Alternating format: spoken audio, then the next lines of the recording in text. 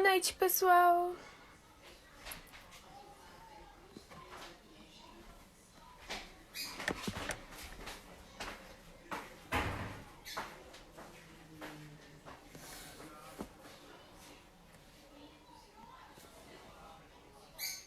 Boa noite.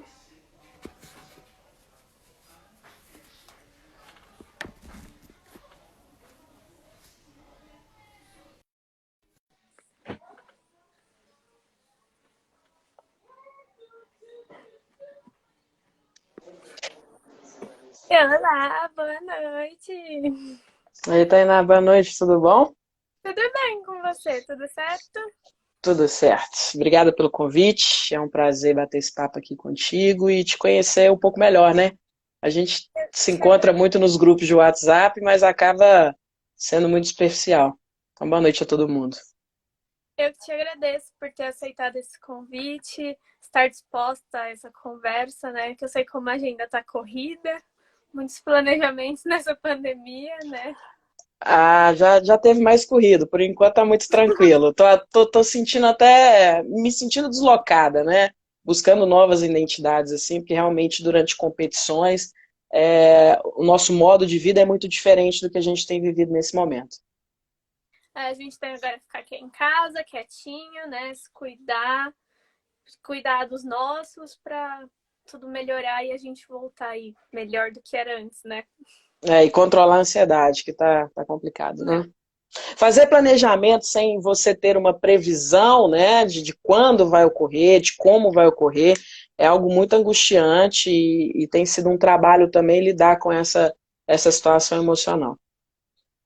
Sim, é.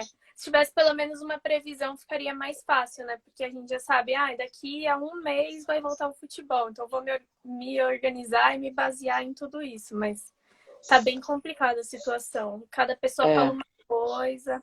Imagina, se pra gente já tá muito confuso, que não tem que cuidar de nada disso, imagina pra vocês, né? mas vocês também, né, acabaram ficando sem conteúdo, a coisa fica meio oca, né, a vida, o dia a dia fica meio estranho. Fica. Mas no que se refere à gestão, a gente está fazendo o que é possível, atuando aí também de uma maneira cidadã para que a coisa se regularize, né? Para que esses Uhum. números que vêm crescendo eles sejam impactados para que a gente consiga voltar à normalidade de fato. Bom, então eu vou começar aqui com as Vamos nossas lá. perguntas. Eu queria começar te perguntando o porquê escolher o futebol feminino, né? O que te encanta tanto nele? Bom, para eu te responder isso, eu tenho que voltar lá aos meus 12 anos, né? Que foi quando eu comecei a praticar futebol de maneira amadora aqui em Belo Horizonte, né? O estado de Minas Gerais vive uma situação muito diferente do que as equipes no estado de São Paulo, né? Eu falo que é um exemplo sempre que a gente pode seguir. Então, durante muito tempo, a gente viveu um completo amadorismo aqui no estado. Então, eu vivi todo esse problema de futebol amador, de um preconceito muito enraizado, de ausência de torcida, investimento, desde meus 12 anos. Então, eu comecei a jogar aos 12 e aos 28 eu parei. E nunca tive a oportunidade de jogar profissionalmente, era aquela coisa mesmo de reunir final de semana, disputava competições até federadas, mas sem nenhum arcabouço profissional, Uhum. né? Nenhum clube aqui tinha uma estrutura de treinamento e tudo mais.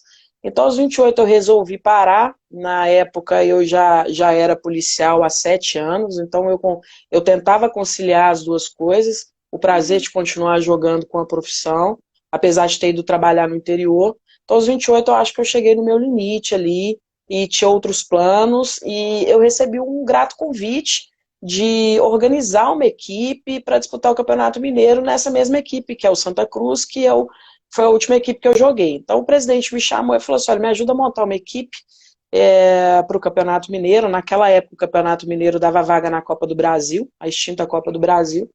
Então, no ano de 2014, eu ajudei ele a montar a equipe. E aí eu comecei a ter uma visão mais ampla do que era aquela modalidade, do que se podia fazer em termos de gestão para o futebol. O conhecimento científico para isso ainda era muito escasso, mas na medida do possível eu sempre buscava me especializar no que estava sendo praticado, principalmente fora. E eu percebi que era possível eu dar minha contribuição, não só durante todo aquele tempo, né, jogando, enfrentando esses preconceitos, mas agora de um outro lado aí, ajudando na parte que mais impacta no crescimento, que é na gestão. Então, eu fiquei no Santa Cruz por 1 ano e meio, fui campeã mineira naquele ano. No ano seguinte, eu disputei a Copa do Brasil, acredito que tenha sido o último ano, que foi no primeiro semestre de 2015. E na sequência, depois de uma medida provisória assinada pela Dilma, que falava um pouco do financiamento dos clubes, do Refis, que os clubes deveriam, né, entre os critérios para financiar a dívida com a União, deveria ter um investimento mínimo no futebol feminino. Então, embasada nisso, eu falei assim, olha, dá para alçar voos maiores. Então, eu comecei a fazer projetos de despesas organizacional, do que um departamento de futebol feminino demandaria dentro de um grande clube, e bati na porta dos três. E naquela oportunidade o América topou, né, me colocou como responsável do departamento. Então, de junho de 2015 a fevereiro de 2019, eu atuei no América, e em fevereiro eu recebi o convite do Cruzeiro, fevereiro do ano passado, e está aí, completando aí 1 ano e 2 meses que eu estou frente ao Cruzeiro.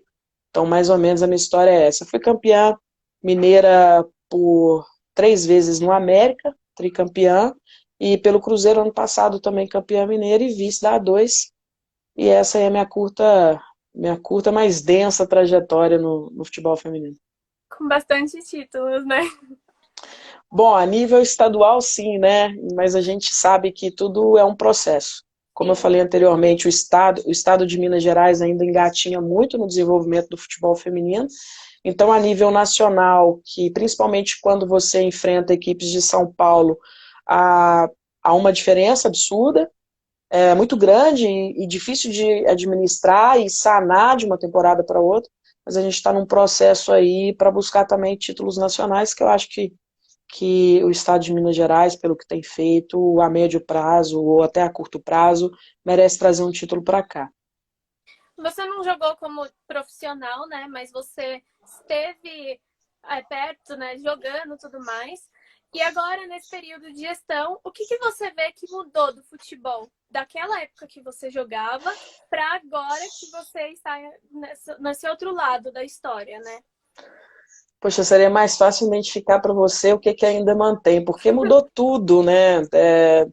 Olha, a gente ainda está muito distante do que o futebol feminino precisa e merece, né? Uhum. Para de fato alavancar, assim. É um processo, estamos evoluindo, mas a gente nunca teve um momento tão bom. Eu falo isso antes da pandemia, né? Eu falava isso sempre. Gente, vamos ser gratos ao que a gente conquistou até aqui, porque a gente nunca teve um momento tão significativo para o desenvolvimento do futebol feminino. E o que mais entristece quando essa situação da pandemia assola o nosso país é entender que nós vamos viver um retrocesso. E a gente estava em franca expansão. Então, é você sair do céu e ir para o inferno em fração de semanas, né? Porque a gente ouvia falar muito do que acontecia na Europa. Eu não sei se era fantasia da minha cabeça ou se alguém mais me acompanhou. Eu achava que essa situação estava distante do Brasil e cheio de planejamento para jogos seguintes, para a semana seguinte, para jogos aqui, para fazer, né? Para alavancar mesmo essa questão de fidelização da torcida e tudo mais. E para mim, no estalar de dedo, a coisa toda mudou, e o que mais entristece mesmo é que a gente vai ter que se reinventar, reestruturar. Tudo bem que resiliência é uma palavra muito inerente ao futebol feminino. Eu falo até que talvez o futebol feminino saiba lidar com essa situação melhor do que o futebol masculino, porque a coisa do lado de lá acontece de uma maneira mais fácil, e Sim. para a gente sempre teve que batalhar muito para pequenas evoluções. Então a palavra de ordem do futebol feminino eu sempre falo que é resiliência, mas mesmo a gente tendo isso intrínseco, internamente dentro da gente, tanto gestores quanto atletas, comissão técnica, a gente vai passar por momentos muito difíceis. Mas eu consigo te falar ainda que há uma permanência de um comportamento amador o comportamento é algo que ainda prevalece. Em termos de investimento, estrutura, eu vejo de uma maneira muito diferente. Aqui no estado, obviamente, a gente ainda só tem 3 grandes clubes que conseguem dar uma estrutura para suas atletas, que é o Cruzeiro, o Atlético Mineiro e o América Mineiro. Os outros clubes trabalham ainda de maneira muito amadora, mas já evoluindo, já diferente do que eu vivi em data pretérita, e a única coisa que ainda vejo é o comportamento amador, que isso demanda até a busca de conhecimento, sabe? No meu ponto de vista, esse comportamento ainda prevalece em alguns setores, alguns momentos dentro do futebol feminino, porque é difícil você educar, mostrar para todos os envolvidos que é uma prática profissional do futebol, que é possível fazer, sem ao mesmo tempo dar investimento para que isso aconteça. Então, isso ainda percebo que vivemos, mas é muito ainda pela ausência de investimento que essa chave já não foi mudada.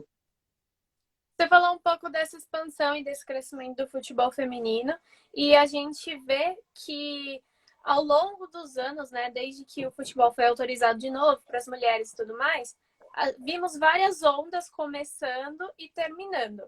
Você acha que mesmo com essa pandemia, esse crescimento após tudo isso passar vai continuar? Ou acabou, finalizamos e estagnamos por aqui?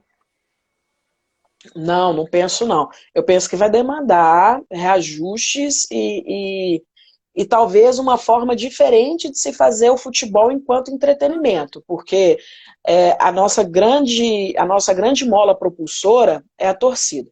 Então, quando você parte de uma realidade que o futebol pode voltar, né? Vamos trabalhar aí talvez no pior cenário, que a gente retome em agosto, a gente vai retomar sem a presença da torcida. E sem a presença do que movimenta a nossa modalidade, não só no feminino, como também no masculino. Mas como a gente está num processo de evolução e de fidelização da torcida, vou colocar aqui algumas vezes, você desculpa, viu? Imagina. Acontece. Olha que loucura.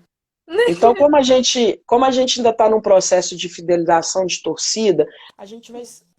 Poxa vida! Não está colaborando com você. E é empresário de atleta, cara. O que está acontecendo?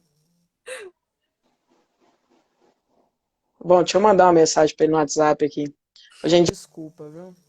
Imagina, fica tranquila. Como a gente ainda está no processo de expandir a fidelização, meu Deus. Como a gente ainda está no processo de expandir essa fidelização,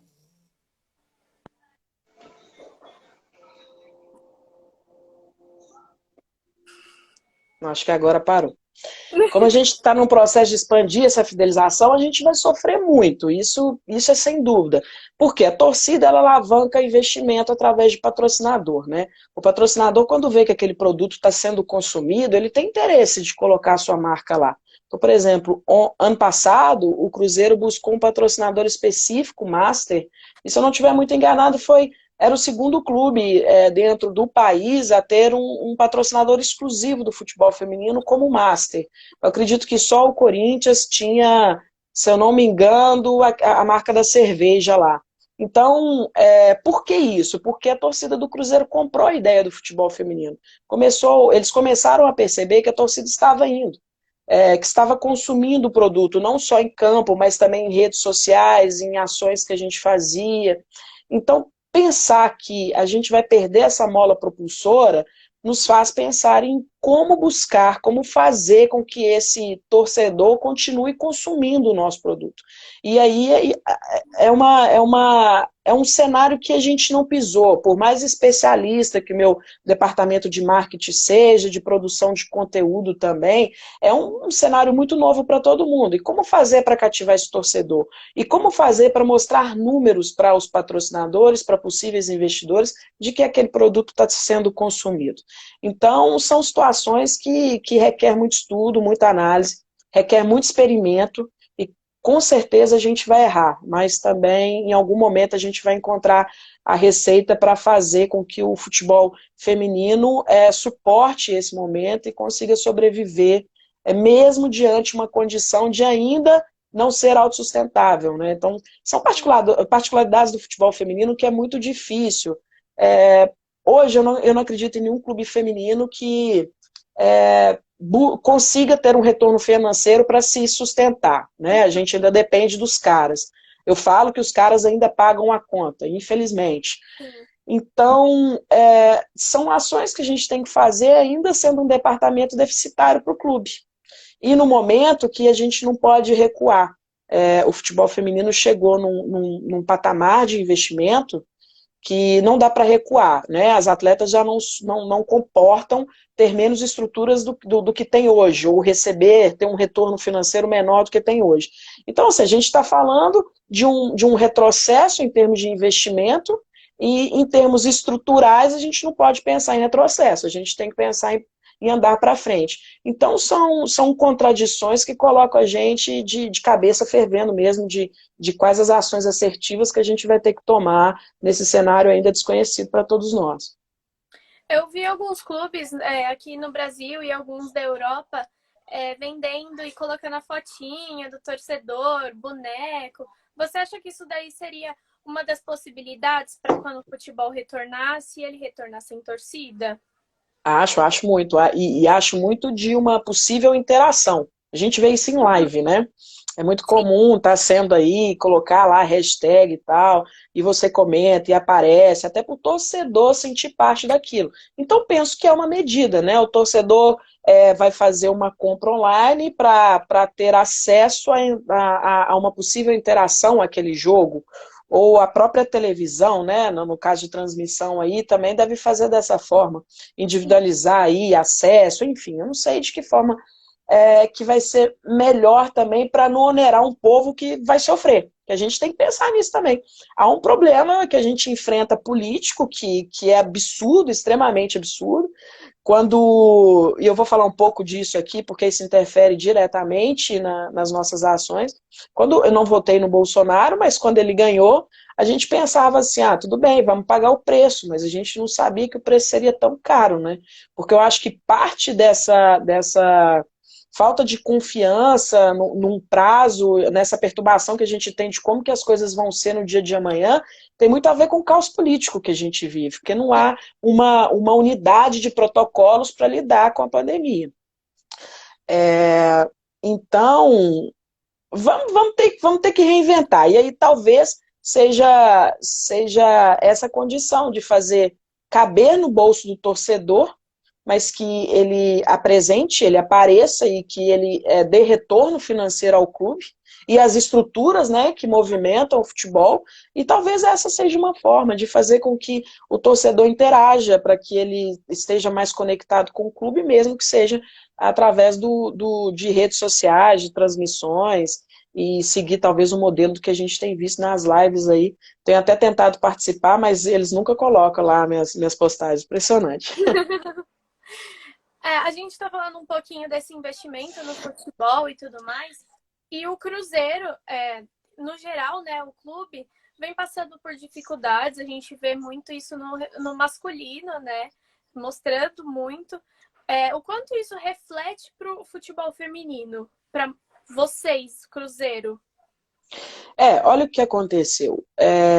A gente consegue o acesso e o Cruzeiro entra numa crise política. E essa crise política emenda uma crise financeira e a gente começa a estruturar o departamento de futebol feminino do Cruzeiro, na elite, na primeira divisão, para essa temporada, vivendo um momento de muita incerteza. Então, eu tive que trabalhar com um orçamento quase igual ao orçamento que eu trabalhei a temporada passada. Mas só que com uma grande diferença, né? Eu estava disputando uma segunda divisão. Quando você vem para a elite, você tem que entender que, de cara, você vai ter 8 adversários paulistas. Então, é quase um campeonato paulista que, ao meu entender, é um dos campeonatos mais competitivos da América do Sul, quiçá o mais, né? Eu não posso comparar com a Europa ainda, porque eu acho que a Europa está um pouco mais evoluída.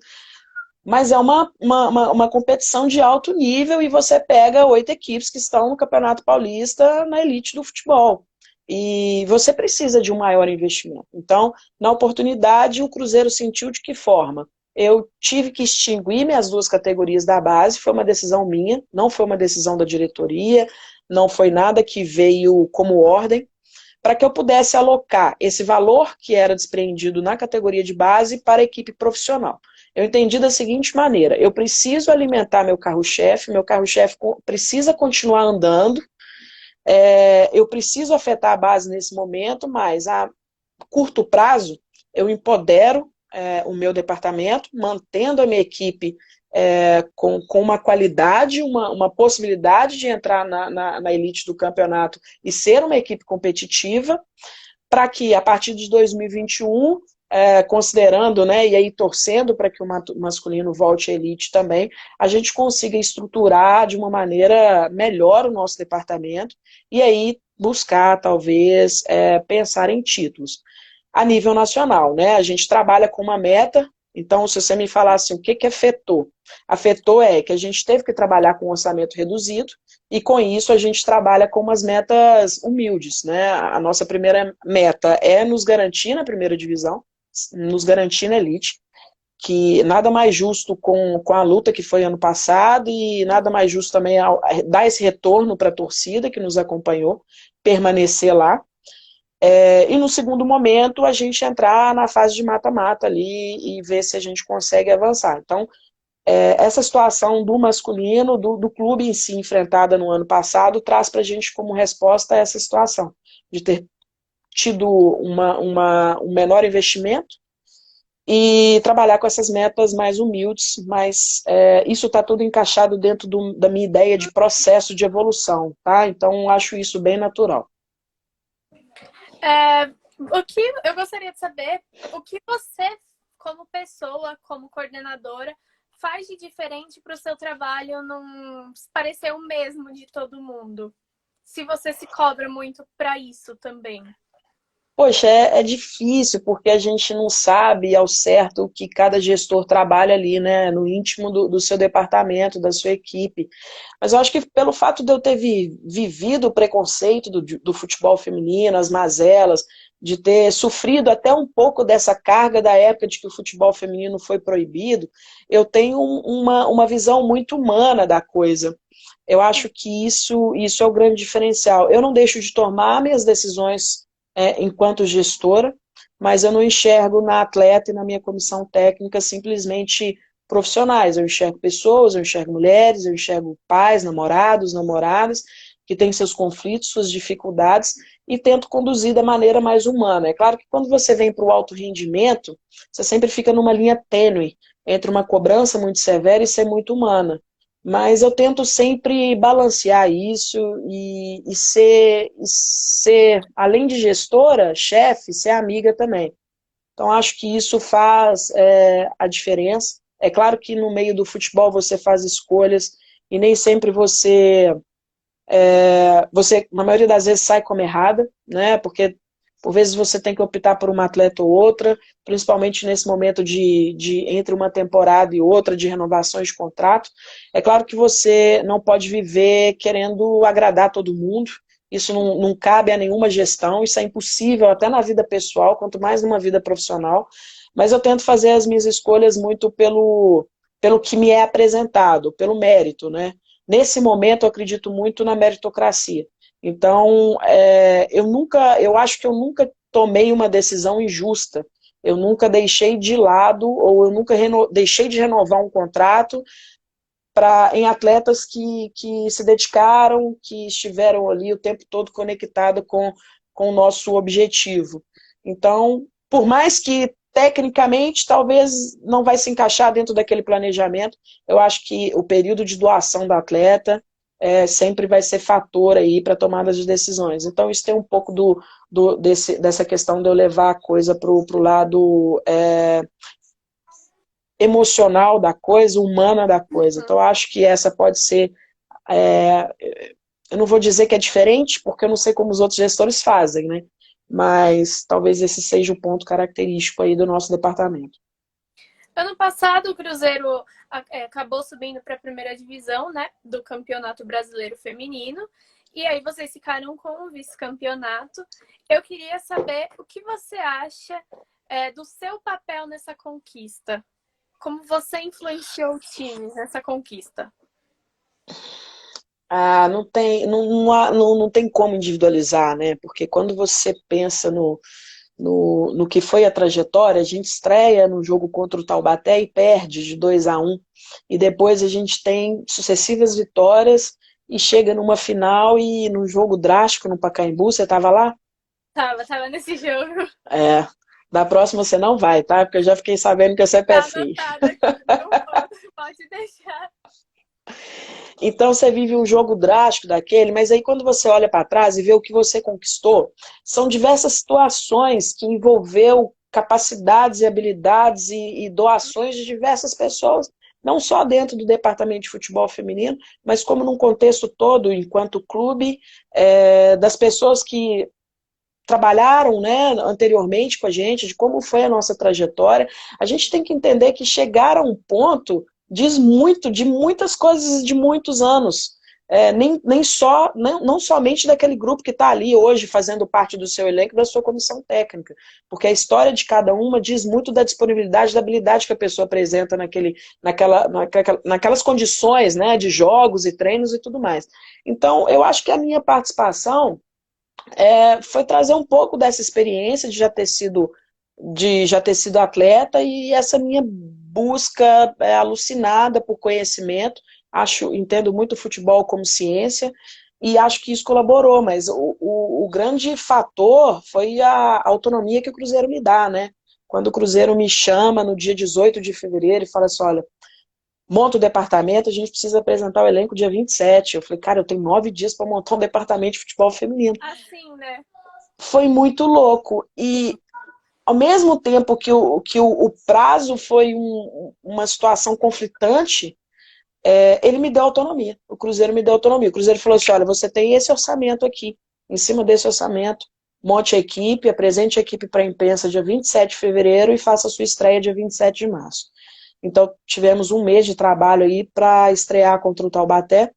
E acho até que toda essa corrida, que foi muito, muito acelerada, acabou dificultando essa estreia contra o Taubaté, que é uma grande equipe, sem dúvida nenhuma. Sempre apresentou muitas dificuldades aí no cenário paulista, né? Uma equipe bem chata de se vencer, mas certamente esse processo de aceleração que a gente teve que empenhar nesse momento acabou dificultando o emocional e a capacidade técnica das atletas no início.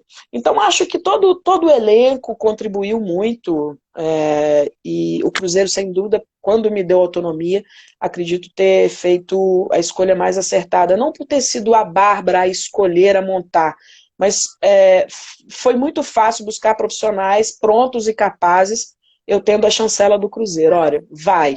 E eu montei uma comissão técnica que fez um trabalho excelente, atletas também que estavam prontas ali naquele momento para defender a camisa do Cruzeiro. Ainda falando um pouquinho sobre o brasileiro, né, do ano passado, antes do jogo e tudo mais, surgiram algumas notícias dizendo que a partida ia ser no Mineirão. E aí depois acabou que não foi. Quais dificuldades você encontrou naquele momento para a partida não ser no Mineirão, que seria, acho que seria um outro marco, né, do futebol feminino, como a gente teve no Campeonato Paulista no passado aqui em São Paulo? Tainá, a rivalidade ela é muito necessária para qualquer esporte, para qualquer modalidade. Mas essa rivalidade ela também te traz problemas, né?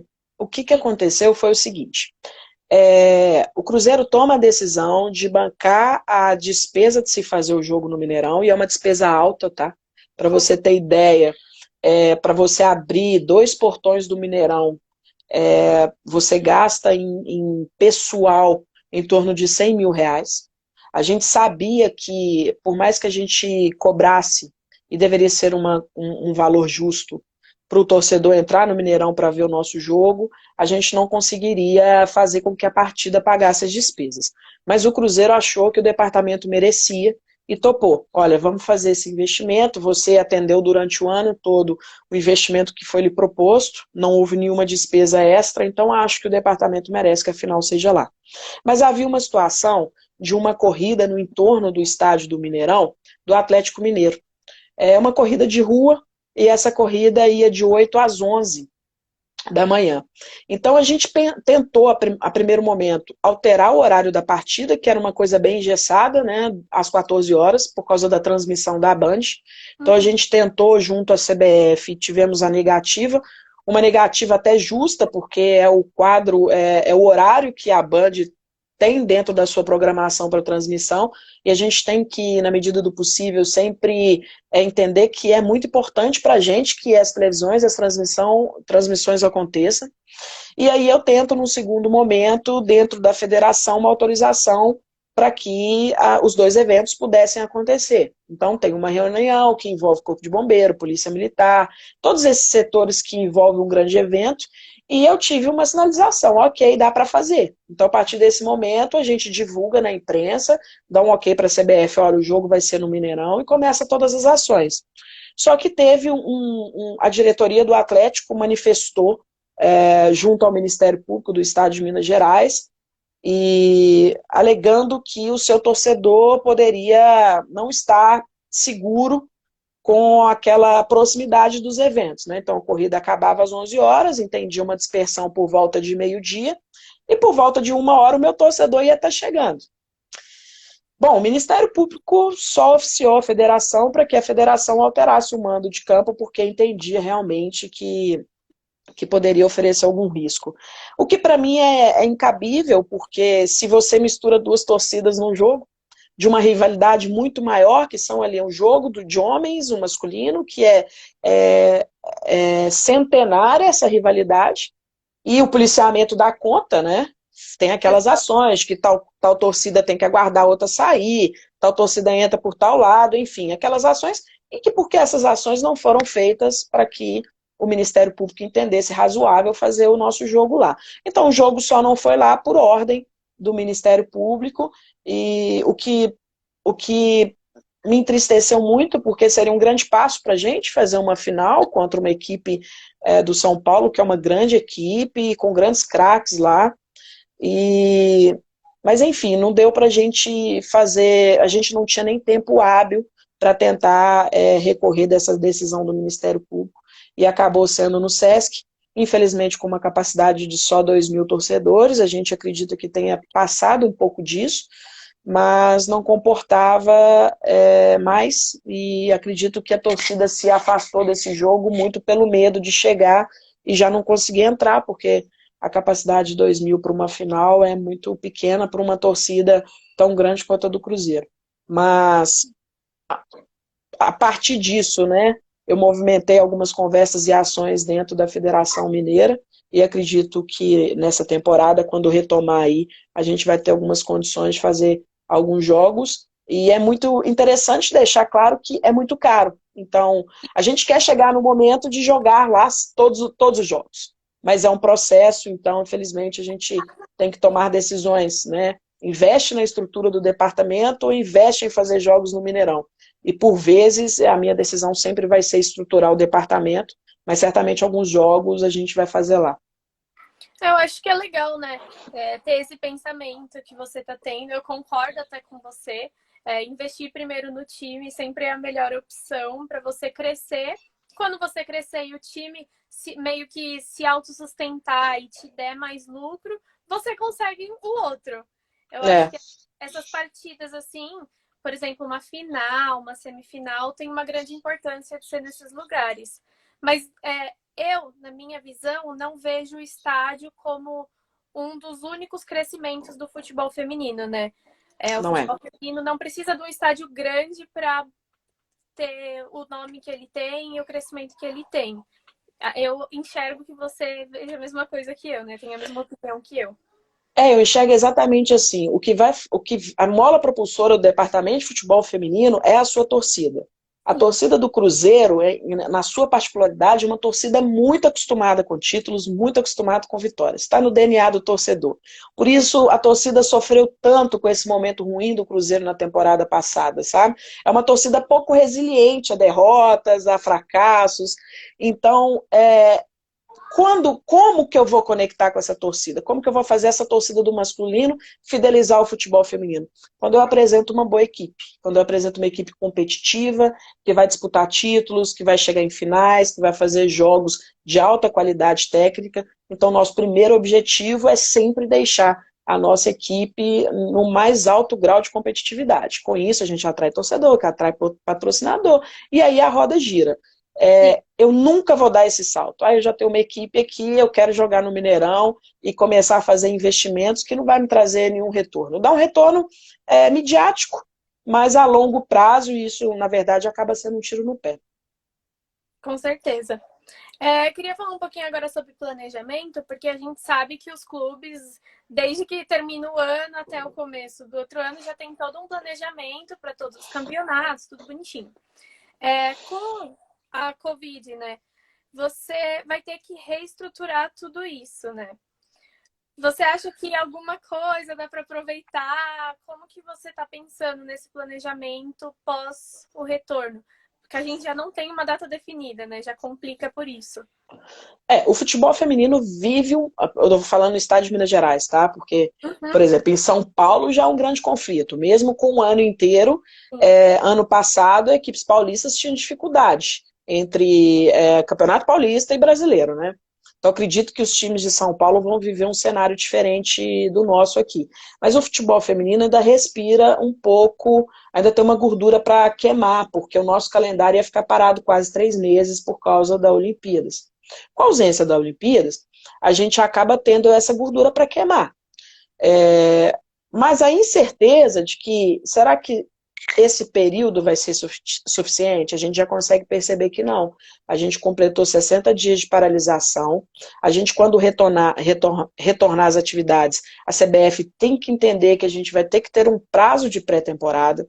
Não tem nenhuma equipe ainda de futebol feminino que conseguiu retornar às suas atividades. O Cruzeiro vai retomar, o masculino retomar suas atividades amanhã, se o resultado de todos os exames da Covid derem negativo, ainda tem essa condição. Então, se a gente vê o masculino se estruturando para a retomada de treinos agora. Então, quando a gente pensa em futebol feminino, a gente tem que sempre dar um prazo maior.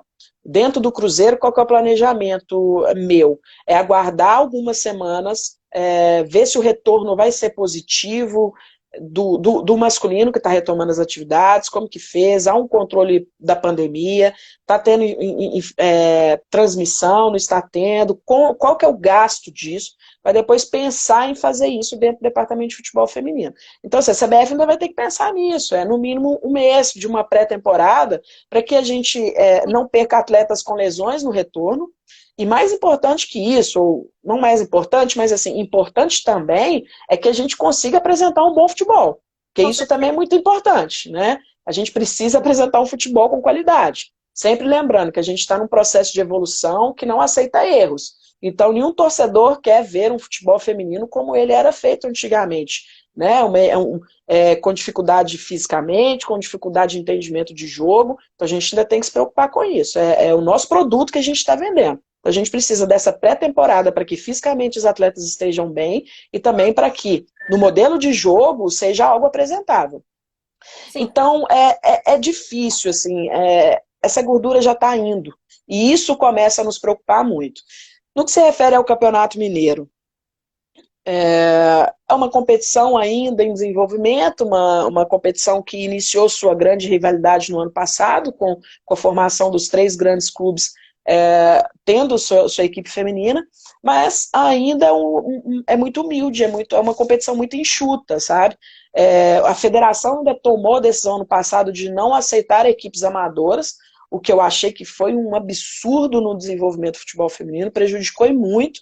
Acredito que a tendência esse ano é que eles façam a mesma coisa. Então o Campeonato Mineiro dá para se fazer ele de uma maneira corrida em um mês e meio. Mas preocupa muito a questão do Campeonato Brasileiro, desse prazo de pré-temporada e como que serão os jogos, né? Porque além de dar esse mês de pré-temporada, a CBF também tem que entender que nós vivemos num país de dimensões geográficas absurdas. Sim, com certeza. Então, eu saí de Manaus, a notícia era Campeonato Brasileiro não vai paralisar, quando eu cheguei em Belo Horizonte a notícia era o campeonato paralisou. Então, que foi o nosso último jogo contra o Iranduba lá. Então, tem que pensar nisso também, porque a logística não facilita, não ajuda. Aí colocar um jogo em cima do outro também é muito sacrificante. Então, são situações que preocupam, mas que é muito difícil da gente planejar quando a gente não tem uma previsão. Hoje mesmo eu falei com o Romeu, ontem eu mandei uma mensagem para ele, hoje ele me retornou, falando o seguinte: ô Bárbara, o momento até do caos político impossibilita da gente trabalhar uma previsão de mês, quem dirá de data. Então, se a CBF está nessa condição, imagina a gente, né, os clubes. Não dá para ser otimista nem pessimista, assim, dá para ter fé, né? Eu acho que o importante nesse momento é ter fé, fazer as nossas ações enquanto cidadã responsável, para que os números abaixo aí a gente retome, mas sem condição de planejamento. E se eu tiver que abrir mão de disputar uma competição, certamente eu abriria mão de disputar o Campeonato Mineiro, porque para a gente o Campeonato Brasileiro é muito importante, mas a gente não tem aquele problema de contrato, né? O que eu vejo aí alguns clubes sofrendo, que fez contrato até junho, julho, agosto. Nós fazemos sempre contrato por temporada, então as atletas estão aí disponíveis para o clube até dia 31 de dezembro. A gente entende que até lá já vai ter pelo menos aí finalizado o Campeonato Brasileiro. Pelo menos a gente tem essa expectativa. Quanto tempo você estima de pré-temporada, mais ou menos, para quando retornar? Olha, aí é uma parte muito técnica, sabe? Eu fico muito à parte eu tento buscar conhecimento, até porque isso ajuda na tomada de decisão, mas o que vem conversando com a minha comissão que seria necessário um mês, é o que eles entendem ser o ideal. Não é um mundo Perfeito, o né? melhor perfeito, mas um mês daria para retomar aí da forma como a gente parou uma equipe competitiva e tava é muito triste pensar nisso, porque apesar da gente ter sofrido duas derrotas, uma contra o Palmeiras até mais difícil, e a derrota contra o Santos, que é apesar de ter saído com a derrota, eu acho que foi o jogo mais importante dos 5 jogos que a gente fez no Campeonato Brasileiro. Trouxe muita tranquilidade, que a gente está com um grupo muito bom e muito pronto para o que a gente vai enfrentar nesse Campeonato Brasileiro. Apesar disso tudo, a nossa equipe estava muito bem, a nossa equipe estava emocionalmente bem, a gente teve um problema com o jogo do Palmeiras, que a comissão técnica trabalhou de uma maneira excelente, a gente percebeu isso no jogo contra o Iranduba, então emocionalmente, tecnicamente, fisicamente, todo mundo muito conectado com o objetivo do grupo, e a gente sabe que esse momento, cada um em sua casa, tendo esses conflitos de ansiedade, de quando vai voltar, como vai ser, essas notícias que aparecem o tempo todo de dinheiro da CBF, que clube não põe em atleta, não investe, não repassa para as atletas do futebol feminino, de clube que está reduzindo salário, de atleta que está entrando em condição de suspensão do seu contrato de trabalho, isso tudo deve deixar as atletas, e nos deixa também, numa condição emocional muito ruim. Então a gente sabe que quando voltar tem essa outra questão também que a gente tem que trabalhar. Então são situações que nos preocupam demais, da gestão ao comportamento emocional das atletas, que a gente nem consegue programar quais serão as ações mais efetivas e que a gente vai ter um retorno mais positivo no retorno, mas eu estou aí com 2 membros da comissão técnica só, nós tínhamos 6 até essa condição toda. Os outros 4 estão em caráter de suspensão, que é uma condição prevista dentro da medida provisória. Então, estou com 2 profissionais aí da mais alta qualidade, atuando com as meninas à distância, mas não é fácil. A gente sabe que quando retornar, a gente vai ter um trabalho bem mais denso para ser feito com essas atletas. Você falou um pouco da CBF, e aí agora eu trago uma pergunta que enviaram para a gente, da Giovana Monteiro. Ela perguntou o que você pensa sobre esse posicionamento da CBF durante a pandemia, esse auxílio e tudo mais. Bom, ajuda, né? A gente não pode deixar de falar que a CBF tem visto o futebol feminino de uma maneira diferente. Sim. E é importante a gente falar que a CBF não faz isso também por uma questão exclusiva ligada ao social, né? Eu falo isso sempre, porque senão a gente fica como pedinte, fica sempre assim, olha, uma esmola pelo amor de Deus, e a coisa não é assim. Quando Sim. a FIFA toma a decisão de orientar suas confederações a investir no futebol feminino, a FIFA não fez isso porque está pensando simplesmente no empoderamento da mulher. Olha, vamos fazer uma ação social. A FIFA fez isso através de estudos, após estudos, de que é um produto que pode ser altamente consumido. Se ele vai dar retorno a curto, médio ou longo prazo, retorno financeiro, isso depende muito das ações das suas confederações e dos próprios clubes. Então a FIFA, quando toma essa decisão, a FIFA tem ciência de que é um produto que pode ser consumido. E a Copa do Mundo trouxe isso para a FIFA, né? O grande público alcançado aí durante a Copa do Mundo. Então, a partir disso, as confederações também entendem, olha, é um produto que pode ser comercializado sim, que pode dar retorno financeiro sim. Então, vamos investir. É claro que ainda são investimentos incipientes, está tudo muito no início, mas é importante falar que a CBF tem entendido que o futebol feminino é investimento. Mudou a chave, né? Antes era despesa, agora a CBF, acredito eu, que entende como investimento. E o trabalho de todos os gestores aí é fazer com que cada clube entenda que também é investimento, né? Então é um nosso trabalho, a gente tem que fazer isso. Bom, falando sobre esse valor, é um valor que ajuda, mas não é o valor que vai fazer com que tudo volte bem quando Sim. retornar, né? Clubes, todos os clubes vão passar por diversas dificuldades, porque são contratos de patrocínios que são suspensos, é a máquina do clube que não está girando e a despesa permanece. E, enfim, acredito que a CBF deve já estar pensando numa segunda ajuda aí, porque certamente os clubes já estão chegando numa situação de colapsar a sua vida financeira, pelo menos no que se refere ao departamento de futebol feminino. Ajuda, mas não vai ser suficiente, não vai ser isso que vai salvar aí a saúde de todas as equipes femininas. Mas já é bom ver essa mudança, né, da chavinha.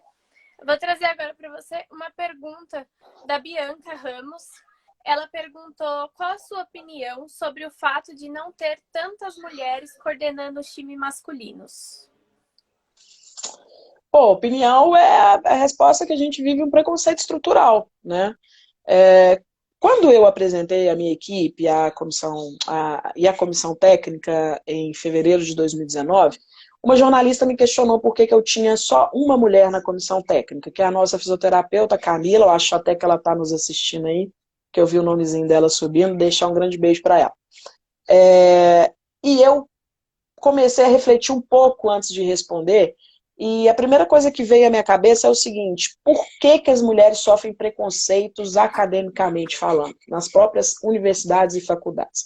Por que a atleta, e aí depois eu tive certeza absoluta disso, porque eu fui palestrar numa turma de educação física da UniBH, que é uma universidade aqui, e tinha mais ou menos uns 70 alunos na sala, e aí eu pedi às meninas que levantassem a mão, só 10 levantaram, ou seja, já há um funil na entrada, né? Eu estou falando do curso de educação física, mas podem ser tantos outros cursos. Por exemplo, eu não sou formada em educação física para ser gestora, eu sou bacharel em direito. Mas enfim, é só por que a mulher não entra no mundo do esporte. Então já há um funil nisso. Por que a mulher procura menos os cursos de educação física? E aí eu perguntei a essas 10 mulheres o que elas pensam para a carreira delas, se elas pensam em atuar no futebol. E de 10, somente uma me falou que tem interesse. Então, eu acho o mercado ainda muito escasso. Quando você abre um processo seletivo, e eu passei por isso, e eu queria a todo custo no América, que foi quando eu tive essa oportunidade, no meu último ano lá em 2018, de contratar um preparador físico. E aí eu falei assim, eu quero uma mulher enquanto preparadora física. Ela vai me ajudar muito nesse dia a dia com as meninas. Sim. E eu devo ter recebido em torno de 300 currículos e eu consegui tirar 15 de meninas. E comecei a avaliar o currículo delas. E de 15 eu cheguei a chamar 3, porque as outras tinham experiência em academia. E eu precisava de pessoas que tivessem, pelo menos, minimamente, experiência em esporte. No esporte coletivo, principalmente. Então, assim, é nosso preconceito estrutural, né? A mulher, ela não se enxerga ainda como uma pessoa possível de fazer uma gestão de uma equipe de futebol masculino. ou ela não enxerga possível, não, ela não se enxerga possível diante das dificuldades que a vida apresenta para ela nessa condição, e também por causa dessas dificuldades que são impostas. Então, eu acho que é bivalente aí. Tanto a mulher, ela às vezes se intimida com essa dificuldade, como também há essa mão pesada em cima, esse preconceito enorme que existe na mulher dentro do esporte. Eu vivi, e eu vou falar isso com muita tranquilidade, no meu antigo clube, uma situação que uma profissional do marketing não podia entrar no vestiário dos rapazes no jogo do masculino. Então ela sempre ficava assim, eu não consigo produzir conteúdo de vestiário, porque eu não posso entrar. Aí eu fico pensando assim, olha só, vai produzir um conteúdo para o futebol masculino e eles não permitem. Quem dirá permitir que uma mulher faça gestão de todo um departamento de futebol masculino que é muito complexo. Então a gente tem esse preconceito estrutural, a gente precisa não dá para ficar sentando em cima dele e bancar vitimista, sou muito contra esse discurso vitimista, a gente precisa enxergar que existe e a cada dia fazer ações para que esse preconceito seja combatido. E uma delas é essa. Eu falo muito, Tainá, eu acompanho as redes sociais do Cruzeiro, eu tenho essa preocupação. Todo o conteúdo que o Cruzeiro posta, no Twitter, no Instagram, no Facebook, sobre o futebol feminino, eu faço questão de ler todos os comentários. Todos, todos de comentário babaca, comentários super elogiosos. E veja bem, a gente lê muita coisa ruim, a gente lê muita coisa que entristece a gente, que fere a gente enquanto mulher. Mas eu não bato boca. Eu vejo pessoas às vezes falando assim, se toca, cara, se liga, não sei o que, isso é preconceito. Cara, sabe o que eu faço? Eu tento introduzir dentro da minha comissão técnica, que tem esse contato maior com as atletas e também com as atletas, de que a gente só vai vencer esse preconceito se a gente fizer bonito.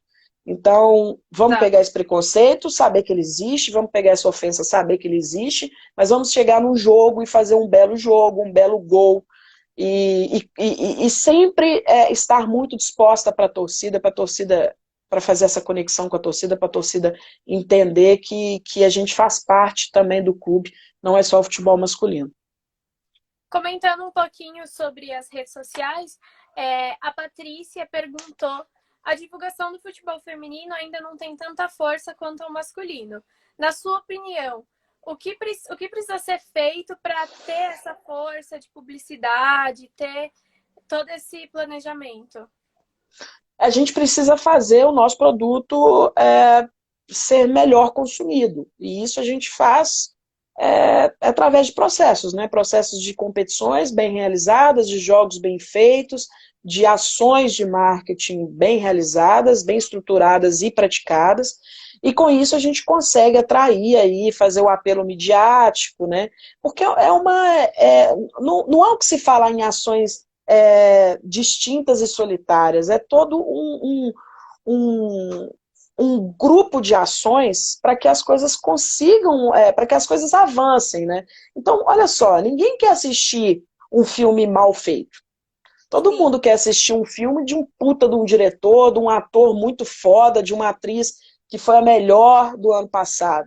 Então a gente pensa, a gente tem que trazer isso também. A gente tem que parar um pouco com essa questão social e vitimista, porque é futebol de meninas, tem que ter todo o apoio, você é obrigado a gostar e isso é obrigado a acontecer. Não, a gente também tem responsabilidade de fazer o nosso produto ser um produto bom para que ele seja consumido e que faça a roda girar. Então a nossa preocupação aqui não é bater na cara de jornalista, de ficar batendo na porta pedindo matéria, pedindo para que nos divulgue. O nosso papel aqui é fazer montar uma boa equipe, fazer bons jogos e fazer com que as nossas federações, as nossas confederações, a cada vez mais enxerguem o futebol feminino como um produto a ser vendido e que nos ajude também, porque eles fazem parte dessa máquina que vai fazer o futebol feminino girar.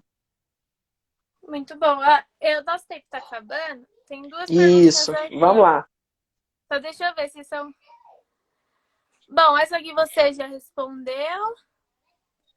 A última, para a gente terminar.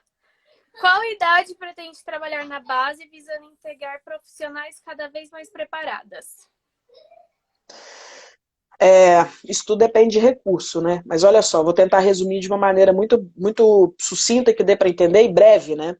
É, Qual que é a tomada de decisão que a CBF teve ano passado que eu critiquei? Fazer competições sub-18 e sub-16. Uhum. A gente vive no futebol feminino uma realidade diferente. Por Sim. exemplo, eu tinha duas atletas ano passado que tinham idade para disputar Campeonato Brasileiro Sub-18 na minha equipe profissional. Então, como que a CBF vai ajudar a gente a trabalhar a idade exata, que é a iniciação esportiva, fazendo competições sub-15, sub-13, porque quando ele aproxima muito do que a gente já pratica no profissional, a gente continua tendo essa janela de desenvolvimento. E é muito difícil desenvolver atletas só em treinamento, porque se questiona isso. Ah, mas tudo bem, então monte uma equipe sub-13 e siga treinando. Poxa, eu vou ter que treinar essa equipe, essa menina que entrar com o sub-13 até ela alcançar uma idade para o sub-16. Sim. Isso não vai, né? Não é nem uma idade, mas a estrutura física, a estrutura emocional, porque a estrutura emocional é muito importante, ela só é construída com jogos. Ela só é construída com jogos. Então, assim, eu pretendo trabalhar a partir do sub-13, já a partir do ano que vem, fazer uma equipe sub-13 e sub-15, e eu espero que a CBF siga essa onda. Não fazer o sub-16, eu acho legal manter, você tem o sub-15 ali, dá para disputar, mas eu acho o sub-18 muito próximo do que se pratica no profissional, então a coisa ficou meio perdida. E o que é muito importante, que é trabalhar a iniciação esportiva, porque tem situações, tem capacidades cognitivas, né, que tem uma idade certa para se trabalhar, tanto que você pega atletas do profissional com essas dificuldades cognitivas, porque não tiveram aquele treinamento na idade específica. Então, eu acredito que, dentro do meu conhecimento aqui, de discussões também com pessoas mais ligadas a essa questão mais técnica, de que dentro do que a gente pode aqui, a gente vai montar uma equipe sub-13 e sub-15. A gente ajuda que essa atleta chegue na idade de estar no profissional mais pronta. Eu acho bem legal isso. Eu acho que é a primeira vez que eu escuto uma base sub-13, né? E fico muito feliz com você ter esse pensamento, Cruzeiro comprar essa ideia e também ter esse pensamento. Espero que muitos clubes comecem também, porque é isso que a gente precisa investir na base. Não adianta você chegar com a atleta de 18 anos lá e querer que ela seja a Marta da vida, vamos dizer assim. Você tem que Sem trabalhar dúvida. ela, né? Sim. E isso faz com que seu produto aperfeiçoe, né? Quando você tem uma atleta aos 18 anos que passou por essas fases de treinamento nas idades específicas, ela chega muito mais pronta tecnicamente e emocionalmente, e com isso o retorno dela é muito maior. Com certeza. É um investimento que você vai ter um retorno num futuro bem próximo, né? Porque ela vai crescendo junto com você. Exatamente, é isso aí. Bah, quero muito te agradecer por É esse isso. papo, por toda a explicação. Eu aprendi muito nessa live. Eu acho que, pelo que eu estava acompanhando aqui nos comentários, as pessoas também aprenderam muito. Então, muito obrigada por esse tempo, pela disponibilidade. E é Eu isso. eu que agradeço muito, agradeço você também por ser uma profissional que está aí atuante na, no, no, na medida que pode, né? Porque eu sei que não é fácil produzir conteúdo, mas disseminar a ideia do futebol feminino, engrandecer a nossa modalidade, a gente tem que agradecer, por mais que você esteja atuando, fazendo isso muito mais em São Paulo, todos os outros estados crescem na medida que o futebol feminino de outro estado cresce também. Então a gente tem que ser grata a essa cisão de ideias que são feitas em todos os cantos do Brasil. Te agradecer, porque eu sei que não é fácil fazer isso. Buscar conteúdo do futebol feminino é difícil. As coisas ainda estão pouco disponíveis, mas dizer que certamente no futuro muito breve você vai ser recompensada por estar aqui como pioneira. E Tomara, como... né? Não, com certeza. Todo esse show que a gente vê acontecendo no futebol masculino, em algum momento vai virar pra gente também. Espero que todas as pessoas que estão nesse início aqui, trilhando esse caminho difícil, possam ser recompensadas futuramente. Sei que estou te devendo uma camisa, mas você vai me prometer em live que nunca vai usar ela em jogo do Cruzeiro. Fechou? Pode deixar. Aqui é de dedinho, tá? De dedinho, Também não prometido. coloco ela no dia do jogo, tá bom? Isso, você não pode usar ela no dia que o feminino for jogar. Pode deixar. Fica combinado aqui. Combinado. Grande beijo. Gravado, registrado. Gente, obrigado aí. Um abraço. Obrigada, Bá. Um beijo para você e um beijo para todo mundo. Beijão. Tchau, tchau. Tchau.